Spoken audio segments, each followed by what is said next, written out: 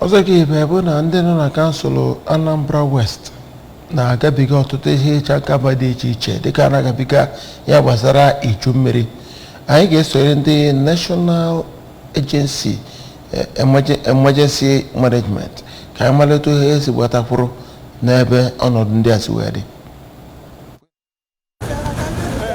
ABS chọpụtara na ọdọ mmiri ahụ na-aba n'ụlọ ndị mmadụ na ebe a na-akọ ọrụ na ihe a kọpụtakwara n'ubi ma n'ụlọ akwụkwọ ma n'ụlọ ọgwụ nke dị n'obodo ahụ. Mgbe ọ na-agwa ndị ABS okwu, onye ji ọkwa zona coordinator Kenema bụ Maazị Tikman Tanimu kwuru na ụlọ ọrụ NEMA na SEMA bịara nchọpụta n'obodo ndị ahụ oke mmiri ahụ metụtara wee kwuo na ka ọnwa Septemba dị na mkpụrụ ụbọchị 3 n'afọ a na enwetara ozi n'obodo Cameroon na ha ga-emepe ọdọ mmiri ha na-akpọ Nago Dam, nke mere gọọmenti ji wee zipụ ozi zigara steeti 15 nke ndị bi n'ikpere mmiri nke Anambra steeti sokwa n'ime ya. Maazị Tanimu kwupụtara ọtụtụ ụzọ gọọmenti jiri wee nyere ndị mmadụ aka site na ịgbasa ozi na ịkwadokwa ihe ga-eji nyere ndị mmadụ aka, wee yọkwa ndị nọ na ikpere mmiri ahụ ọnọdụ ahụ metụtara ka ha gbagote n'elu anị maka nchekwaba ha.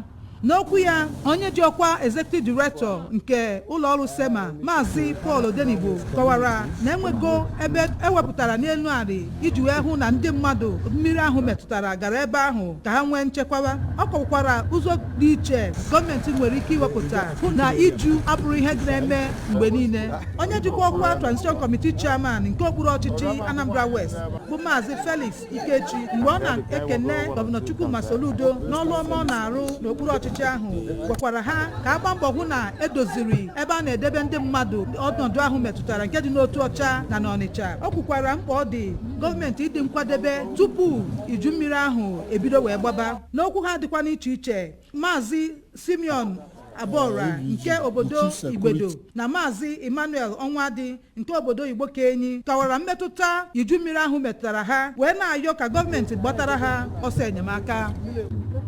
Queen Anibọgụ, akụkọ ụwa ABS.